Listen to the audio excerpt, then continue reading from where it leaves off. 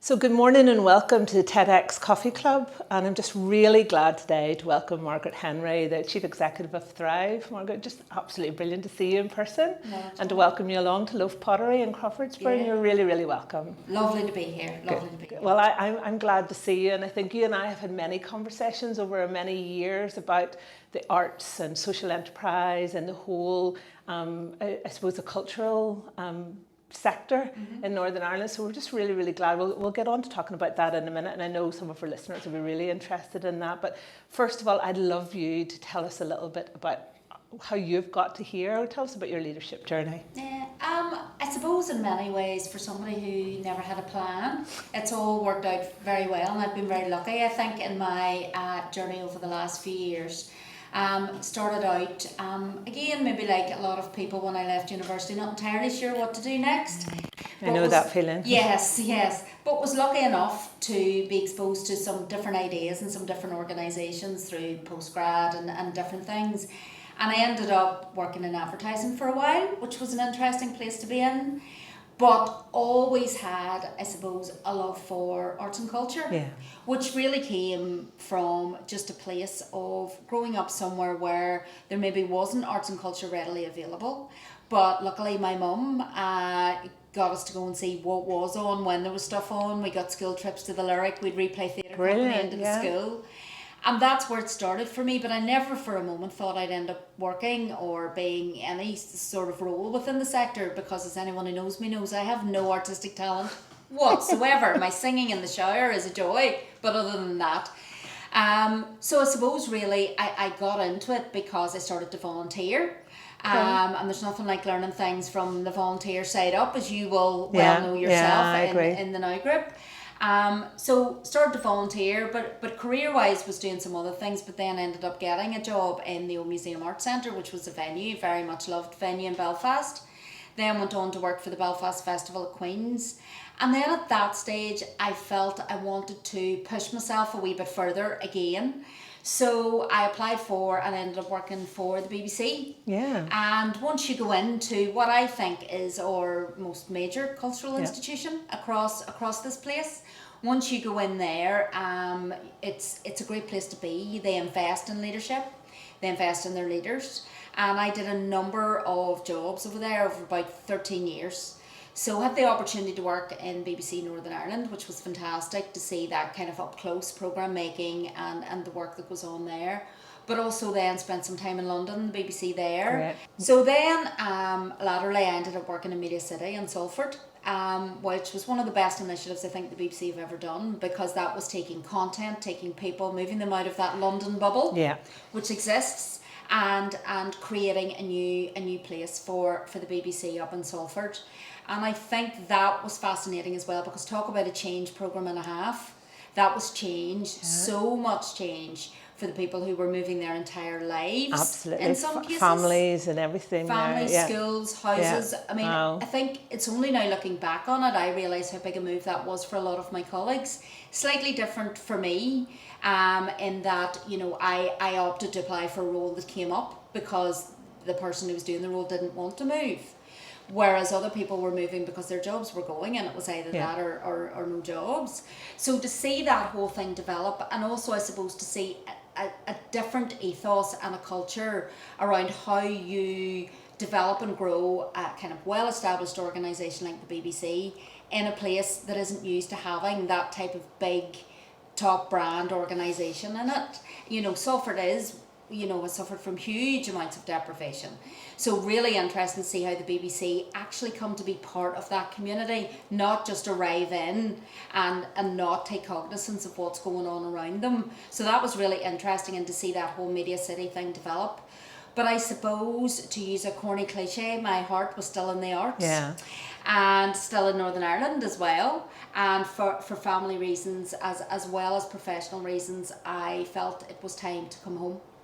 And a job came up running Thrive. We were known as Audiences NI then, and so I took that on, and now I'm with the team of 7, And again, we've gone on quite a big change program. I quite like change, Yeah. whether that makes me a masochist or not. I think that's why we always get on so well, isn't it? We like that. I quite like change, and I enjoy change, but I absolutely understand that it's hugely challenging. Even positive change is hugely challenging.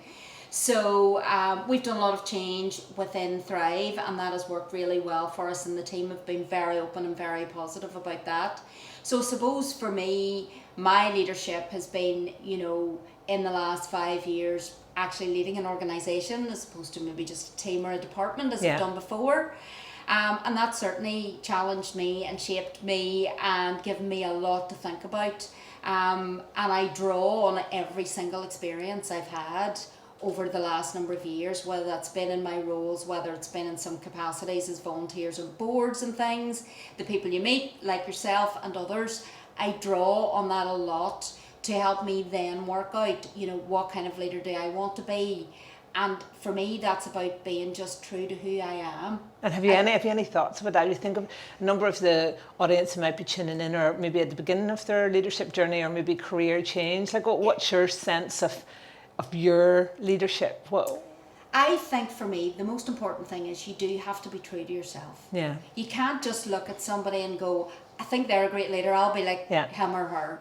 That doesn't work. It'll always feel uncomfortable.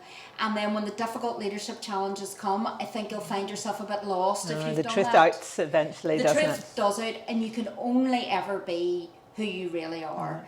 And sometimes when situations are difficult, you will default to who you are anyway. So there's no point trying not to be honest about who you are and what you're good at. So certainly I think working out your values, where your lines are for you, where your boundaries really are, what you really do and don't feel comfortable with, I think is really important. Okay, great. And I also think just continuing to learn. Yeah. I don't think anybody will ever sit and go, that's me now, I'm a leader, I'm done, all good. I think you have to continue to read, you have to continue to listen, you have to continue to be involved with new people, and surround yourself with those people who are going to challenge you and make you think. Yeah. And don't be afraid to say, actually, I think now my thinking has moved on in this. I think it has changed. I think it has developed. Because certainly, you know, views that I might hold now are different from maybe what I had 20, 30 years ago when I was starting out. But I don't think that's a bad thing. No.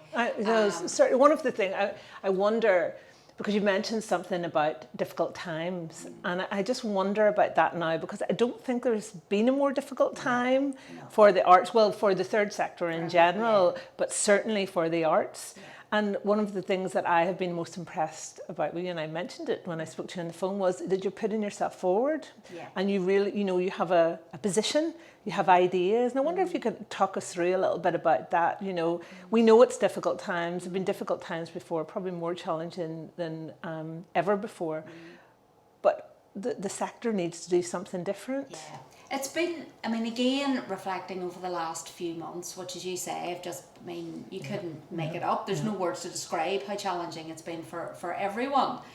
As far as the art sector is concerned, I think it's very difficult to talk about the art sector as one homogenous thing, because it's not. No. Because its very strength, its very nature is that it is diverse. It is full of individuals. You know, the creative individuals and freelancers that are the lifeblood of the sector, as well as organisations, many of whom are small. Yeah. We have a few, obviously, large-scale organisations, but a lot of whom are small. So it is a very, in many ways, disparate and diverse sector, and I say that's often our strength, in fact. However, there felt like we needed to try to come together around this. Yeah. This was so unlike anything any of us had ever dealt with. As you know, across all sectors, this was such a different thing that it felt like a moment.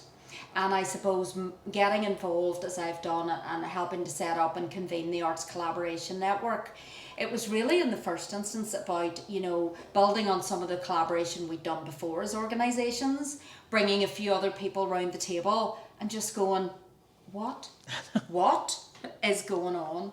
And it was almost just that support, and it was a relief to be able to say to other people who were in the sector going, I get it. Do you no, I don't know what I'm doing here. I don't know what's happening. And to go, no, me neither. And we just got a bit of strength even from that. And I think then moving on from that and those kind of initial supportive relationships, we did feel as people who run sector support organisations, quite a lot of us, or run organisations that are maybe hubs of activity, like the OES Centre, very much a music hub, for example. We felt that we should be doing something to help the sector, particularly those individuals who I think often feel they don't have a voice or a seat at the table. And it's not to say we can represent everything that they say, but we are in organisations, and that gives you some sort of seat at some of those tables. And I suppose that's where we wanted to step up and be really clear with the, you know, funders, stakeholders, etc., that the sector was really, really in great difficulty and remains in great difficulty with everything that's gone on. And that's not to negate all the other sectors that are also finding this difficult. But there was something about the art sector which is fragile at the best of times, you know, has a fragility about it, and has that kind of disparate nature where we could very easily just lose it completely. And yet, ironically, at the same time, we were seeing the desire to do some sort of artistic activity increasing during lockdown. You know, everything from, we've all been watching Netflix. Yeah. And we're all reading more books. Some of us are even trying to learn or keep up with our musical instruments. I've been on TikTok. Well, do you know what I mean? You know, we're all expanding our cultural experiences. I'm not sure. We're catching up on maybe shows that we couldn't see because, you know, we couldn't get to them, they were somewhere else. Yeah.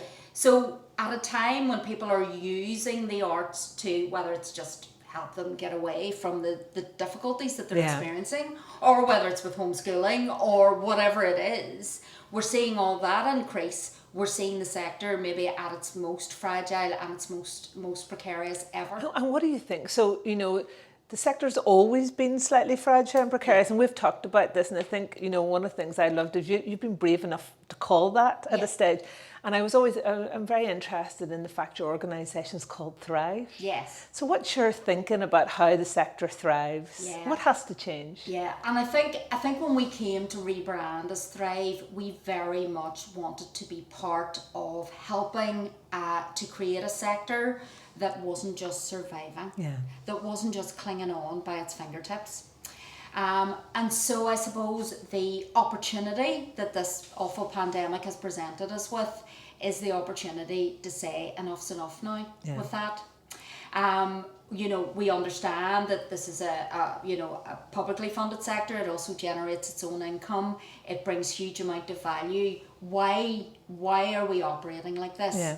Because it's having a huge impact on the individuals within the sector. There's no doubt. It's not doing anybody any favours. And so I think there is a genuine desire now among the sector to whatever we do next, we do not go back to that.